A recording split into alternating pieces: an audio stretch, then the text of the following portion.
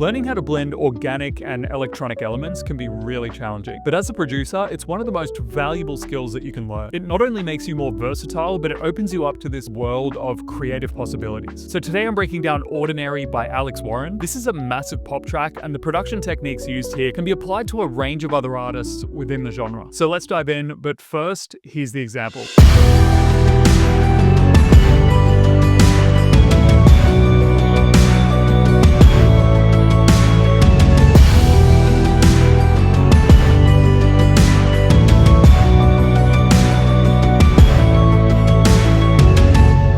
So let's start right from the top, starting with the drums. Here they are in solo.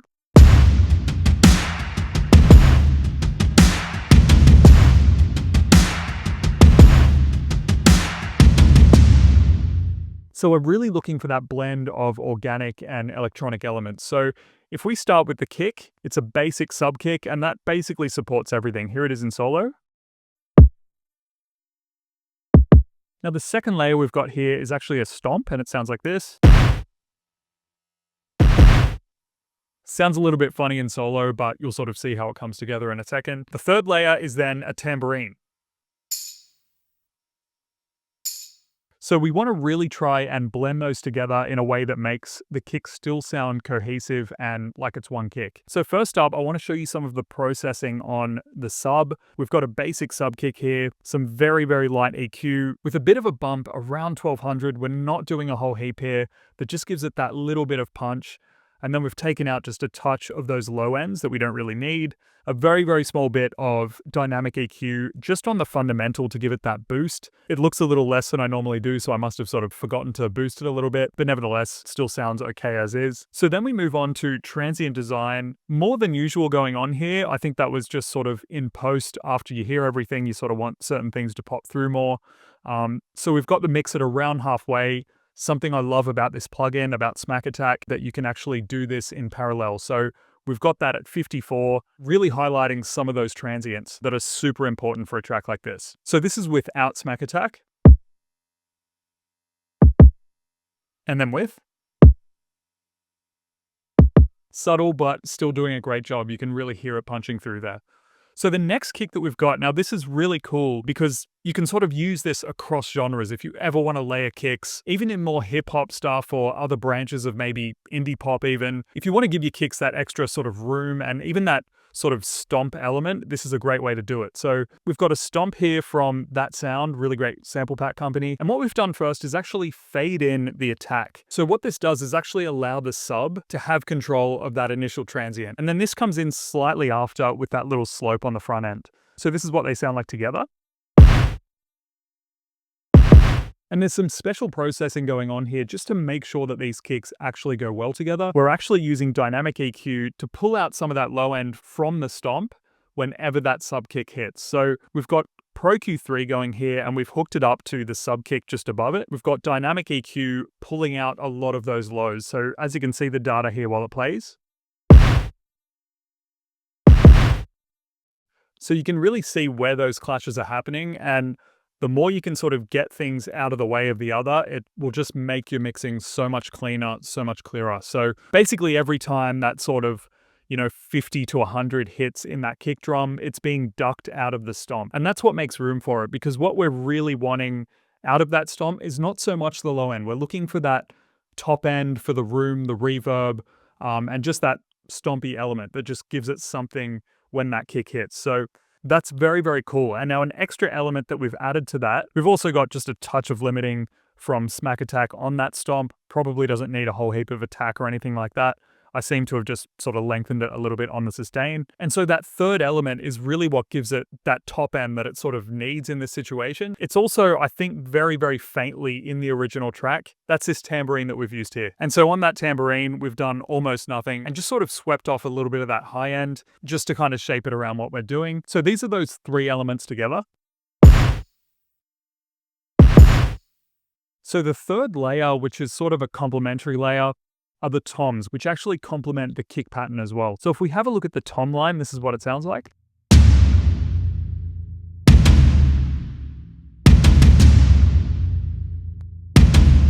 And this is using a fantastic plugin. Of course, it's not the exact same toms being used on the record. They sound more like either someone's played them in or maybe just different kinds of samples, but this sort of works really well for me. I find it really convincing just for anything that kind of involves toms. So this is Apocalypse Percussion. This is an awesome VST, really flexible, and you can really sort of tweak the sounds as you need, tune them, fix the velocity, attack, all that kind of thing. And so we're using this just to basically mimic the toms on the record. As far as processing, not much going on here, little low end out. We're compressing it a little bit because sometimes it's really good to compress those toms, obviously not too much, but it just sort of keeps them tamed and really leveled out. So not a whole heap going on. And the very last thing that we've done is just a touch of standard clip, which basically just rounds out those peaks. And before the soft clipping was on, just so you can hear, this is what it sounded like. And then with.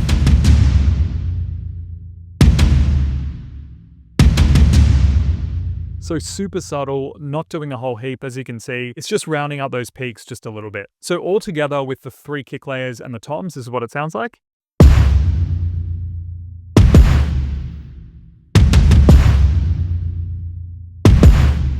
And when you hear those together, you can really imagine this sound sort of working for a bunch of different artists within this genre. So, you know, I'm hearing a little bit of Imagine Dragons and just that sort of big modern stadium pop type thing. Really, really cool and definitely applicable to a lot of different things. So there's actually one last section that I've added within those toms. It's really good to have something that just kind of keeps the pulse or flow of the track. So what I've got here, and I believe that these are in the original recording, when I isolated the drums, I noticed that if they are, it's very, very faintly. But either way, I just thought this was something cool to include, just to keep that pulse and just complement the toms as well, so they're not so abrupt when they come in. They've got a little bit of a lead up. They've got some kind of surrounding, rather than just sort of a massive stomp on every beat. So this is what it sounds like.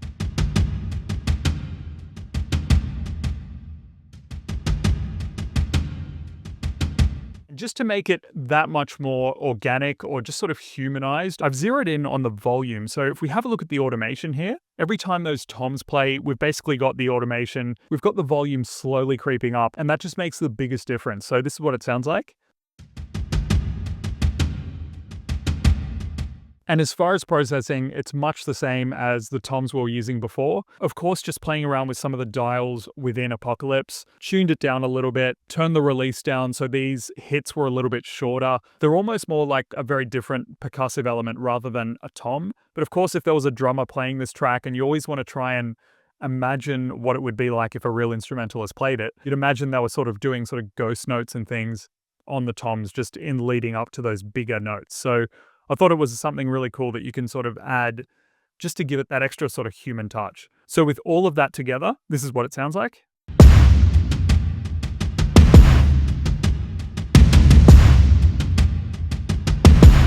So now we move on to the snare, and this really took a couple of layers to get right. When you're really trying to achieve more of an organic sound, you'll find yourself maybe swapping things out, trying to achieve the right blend. And that's exactly what I did here, just to try and get it as close to the record as I could for now. So basically what I ended up with was this as a whole. So it's not too bad. I usually try and avoid doing more than 2 layers for a snare, but I think in this case, it just needed that extra little bit of something. And you'll see exactly what that is in a second, but we'll start with the very first snare, which is our thickest snare. It's a little more on the electronic side because it actually came layered, but it's got a really interesting EQ bump that can be really useful in almost any kind of snare processing. So let's have a listen to it in isolation. Okay, so it's a really nice sample.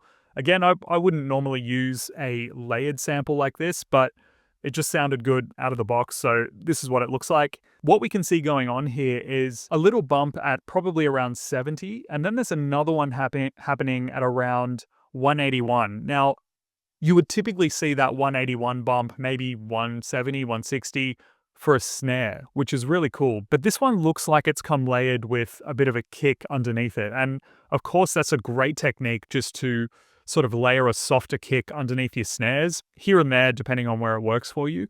But it seems to have come with it here. And that's actually worked to my advantage for this track. Because it's such a slow pace, having something to support it on that sort of isolated hit is really valuable because it gives us that weight without having to sort of, add another kick underneath it or something like that. So always try and consider these things before you go ahead and just sort of sweep the lows out of everything. Sometimes it's intentional and sometimes it can work to your advantage like it has in this track. So I've done almost no processing on that other than a gated reverb, which I'll show you now. So basically this is Pro R. We've got the decay set to super long, so that's 8.5. Just for reference, you probably wouldn't ever want to snare more than like maybe 1.8, 1.2 if you're not gating it. So the thing we're doing here is using Ableton's stock gate. If you're using Logic, FL, whatever it is, there'll more than likely be a gate. And you've basically got to sidechain that to the actual snare. So I've got this hooked up to that snare that I just showed you. And what it's doing is essentially, based on the settings that I've dialed in here, it's going to clamp down on that reverb as soon as it needs to stop. So based on where I've set the hold, based on how I've set the release as well, it's basically going to say, nope, we're going to stop the reverb here. You can let some tail through if you want with something like release. And of course, the threshold is really going to determine at what point it sort of clamps down. So it's a really cool effect. I'm going to show you the snare just without it, and then I'll pop it back in just so you can see what it's doing. So I'll turn the gate off. Let's see if we can hear that reverb.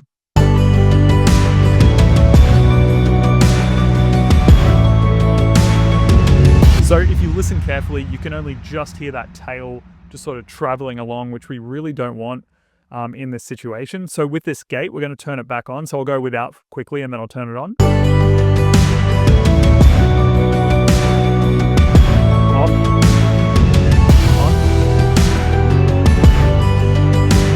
And if you look at this orange line down here, you can actually see when it clamps down. It's a really useful technique if you want to create some kind of massive stadium snare, maybe an 80s type snare. Maybe you're making an 80s ballad or something like that. In any case, it's really, really useful and will just control those reverbs a little bit better. So moving on to the next couple of layers of this snare. The next snare I put in, another sample by That Sound. Again, if you want organic sounds, I'm not at all affiliated, but as far as organic sounds, I always recommend them. They got some really, really cool samples. So this is what it sounds like. So it's really just giving us that sort of crack or that snap that I think the original snare didn't have. So if you blend that in with the original, this is what it sounds like. So they went together really nicely. And then once I sort of had a lot of the mix together, I just felt that it really needed that kind of just something else, something more electronic, just to really give it that lift in the top end, maybe a little bit of air. So this is the sample that I found for it. That's from a sample pack by Jason Evergan. He's an amazing producer. He's got a pack on Splice, I think, called the Garden Sample Pack. Definitely check that one out. Got a lot of that sort of hybrid organic / electronic stuff. Really, really great samples. And so when they come together, we get this.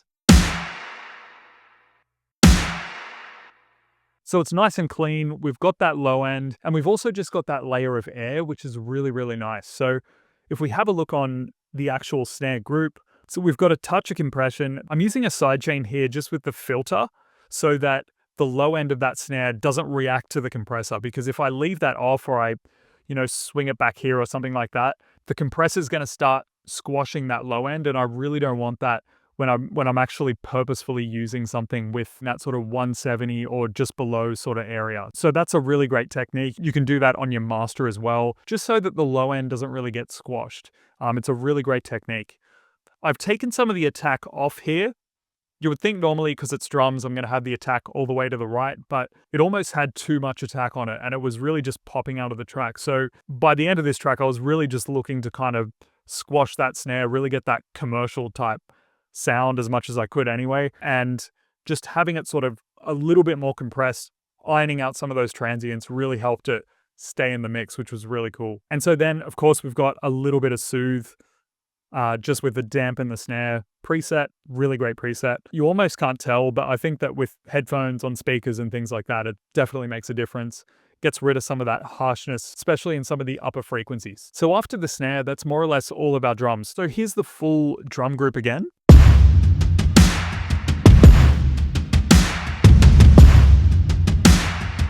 Now on this drum group, very quickly, I've got drum bus. Again, something that I just love to use in parallel. I never really had this at 100%. It's just, I don't really like it for that. I really just like the punch that it has and that sort of the way it compresses the drums I really like. So I just kind of keep it very subtle, around sort of 16% here. And of course, just a little bit of drive, a little bit of crunch. And I've actually got the compressor on this time. I'll typically have it off for drums. I don't really like to compress the whole drum bus, but I think again, for this sort of track, just through referencing it and sort of seeing how it fits with the instruments and things like that, having it compressed, and I don't want to say smaller because I guess they're bigger drums, but just sort of really tightening them up, ironing them out just as much as possible, really just suited this style. So other than a little bit of parallel compression with settings that look like this, that's all of the drums and their processing. So next we move on to the bass. So I've actually started with an 808. I'm not treating it sort of like an 808 as if in a more sort of modern hip hop song or something like that, more just as a sub. And I really just want to get that low end. I want that depth of an 808 that I use through Serum. I want that depth of an 808 without sort of moving it around the place and jumping octaves and things like that. And for this, I'm using Serum, and I'm using the 808-day version 3 preset pack. This is actually a free sample pack. It's a really great pack. I always recommend it. Just super clean 808s, and I still use them, honestly. And I've got sort of Sublab and things like that. I just end up using this. So this is what it sounds like in solo.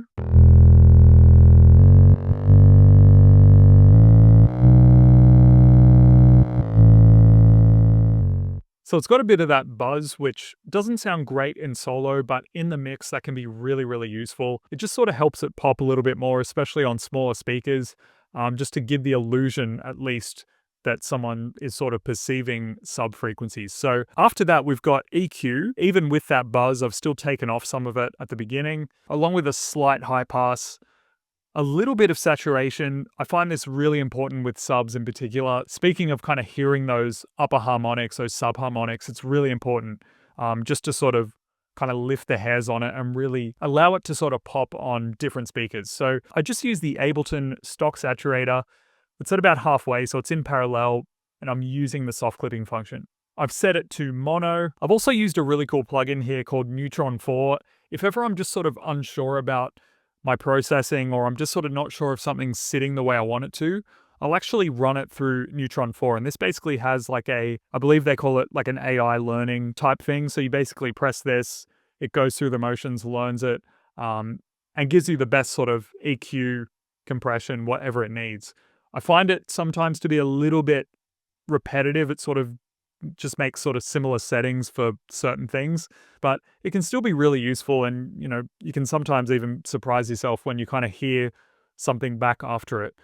So doing your normal processing is, I'd always advise, just so you're in control of how something is shaping up, but that's a really cool alternative. So the very first layer that we have is a respace.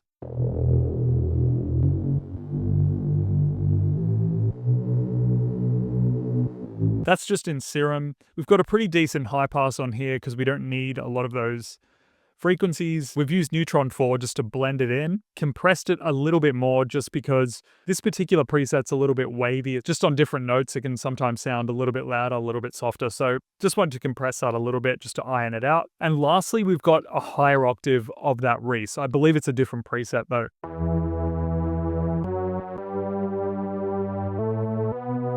And so those basses together sound like this.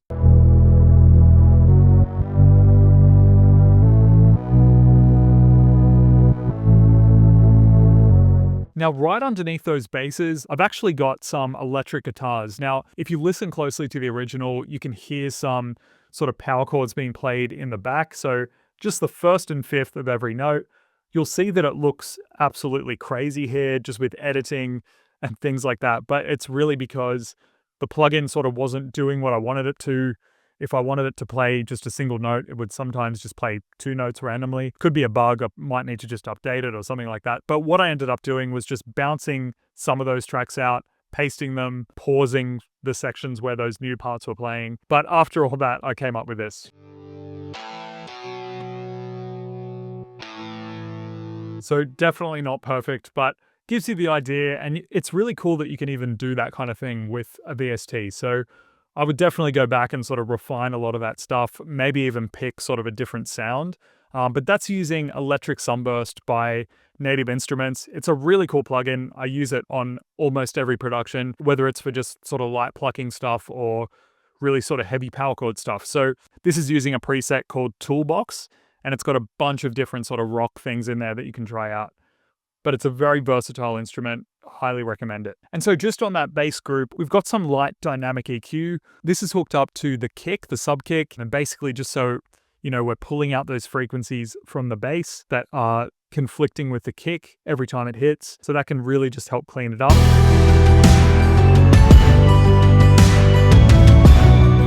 Then of course, kickstart 2, we're just ducking some of those low frequencies and letting everything that's sort of 918 hertz and above, we're just sort of letting that fly across just to give it that depth and sort of space, I guess. And the ducking is really not a stylistic choice. It's very much just for mixing and preventing certain elements from clashing. So after that, we've just got a limiter, which is not doing a whole heap. Again, no gain reduction. I just really like the sound of this limiter on my basses. It just kind of irons out the transients a little bit, gives it a little bit of volume. I guess I could always just sort of use the volume on the actual group, but I just tend to like this a lot. So next up, we move to the actual instruments. So the core of this track is actually driven by a ukulele, which is really, really cool. So I went and found a ukulele sample and I've chucked it into the Ableton sampler, and I'll show you how I've processed and layered it to start off. So it's sort of not meant to be as defined in this big sort of chorus section, but here it is in isolation.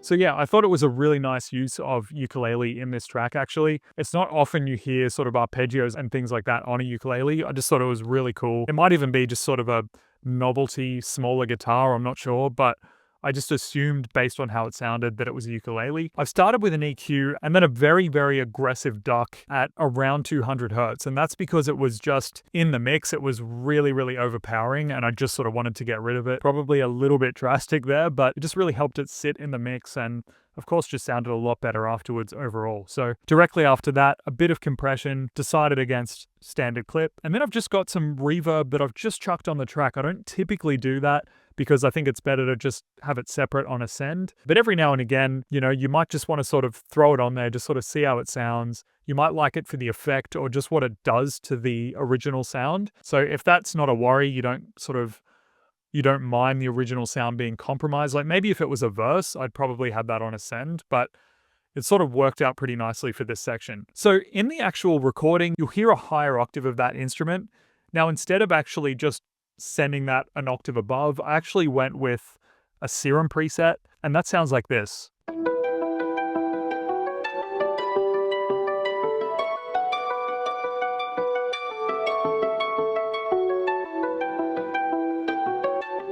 So of course it was a little bit high to just sort of double that previous track and pitch it up. So what I did, I found this preset by, I believe, Echo Soundworks. It's a pack called Sphere. It's a really cool pack. They're a really great company too. Again, not affiliated with anything I'm talking about right now, just honestly a fan and use a lot of it. So if you can get your hands on some of their stuff, even the free stuff, it's really, really good. So they have this guitar preset called Ambient Fret Noise. It's really nice. I just found that something like a serum instrument was going to be more consistent in the mix and I guess just sort of sit on that top layer a little better, a little more stable. So I really liked sort of pairing that with the original ukulele. We didn't do a lot to it, just some basic EQ, basic compression, and this is what it sounds like just with the ukulele on the lower octave.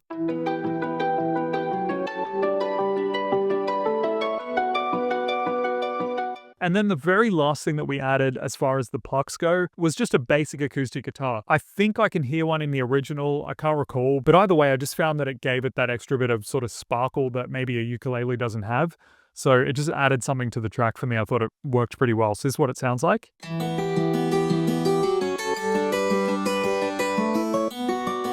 And of course, I would go back and probably lengthen out a lot of those notes, just to make it sound that little bit more natural. Even if you can't hear it in the mix, it's always good to kind of even stuff out. So grouped together, this is what those three sound like.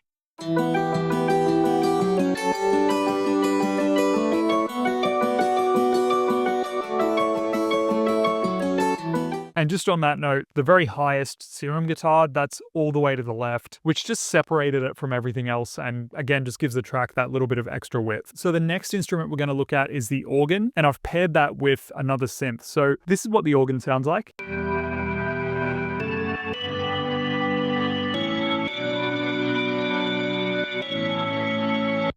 And that there is just, again, Serum, one of the packs from Echo Soundworks that's in Coda. So it's very much on that kind of live organic end, which is really cool, especially for something like Serum. So firstly, what I did was a little bit of EQ, getting rid of some of the lows, and then a little bit of phaser. So this just gave it a little bit of movement. So that worked really well there. And then I paired it with just playing the thirds on top, another Serum preset. And I don't think that this was actually in the record, I'm not sure, but I just put it in anyway because I just sort of liked the sound of it. So that sounds like this.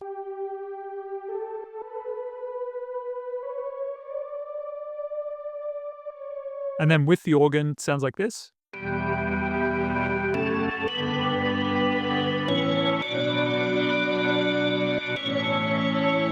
Just adds a little bit of air and just sort of gave the track a little bit of depth. So the very last thing I did have was piano.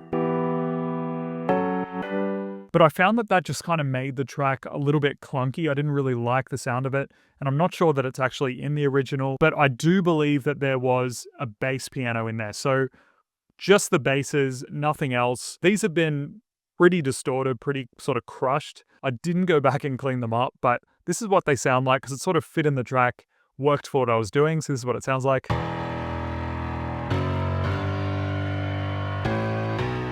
And as you can see, I'd printed this before sort of changing notes and things. So that's literally just pitch shifting. And that's done usually just by double clicking and just sort of changing the pitch from here and changing it to Complex Pro just to make sure that you're getting the highest possible quality. And so I've kept the original VST just so you can have a look. That's in Contact. This is called Noir. It's an incredible VST, one of the best that I've tried at least. And I use it on just about every production again, just for those low notes, really just to give it those low mids. So the very last thing I did to process the instruments, I use CLA2A, which I normally use on vocals, but I just found that this ironed everything out really well. Then without. Then a little bit of kickstart too. Again, just leaving that top end just so it can kind of ride across the top and it's not affected by the kick. It just gives you that little bit of space.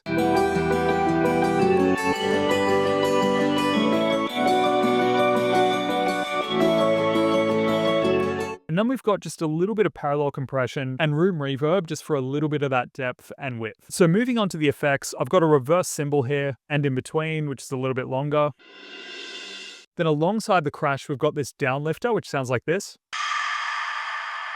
And then the crash itself. And those together sound like this.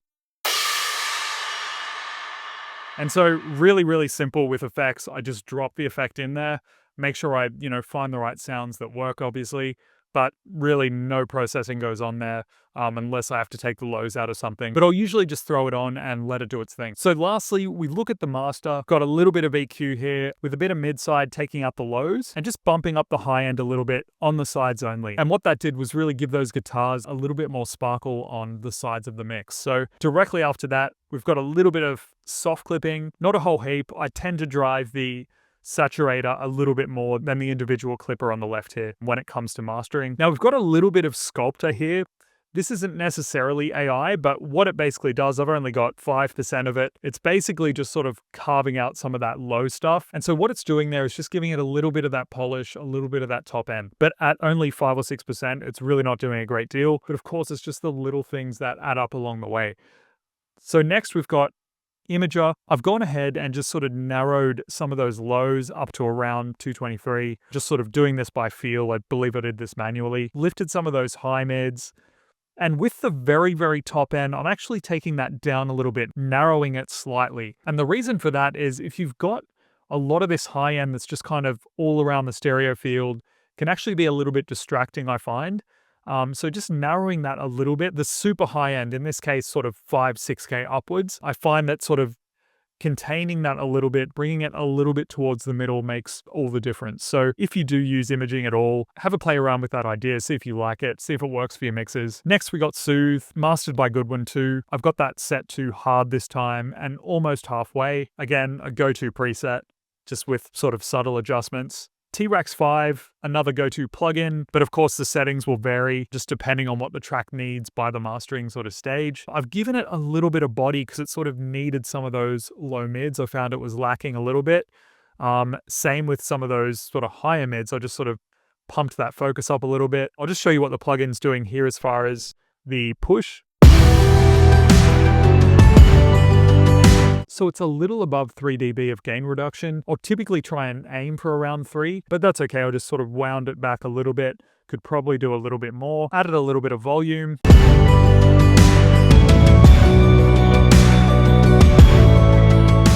And we're getting into sort of very loud territory here. We're hitting around 7.9 to 8 integrated lofts. So after that, a little bit of transients, not heaps. Bit of compression, just sort of squashing it a little bit towards the end. And lastly, just the bass punch that gives us that little bit more in the low end, which I find helps a great deal. So in its entirety, here's the final.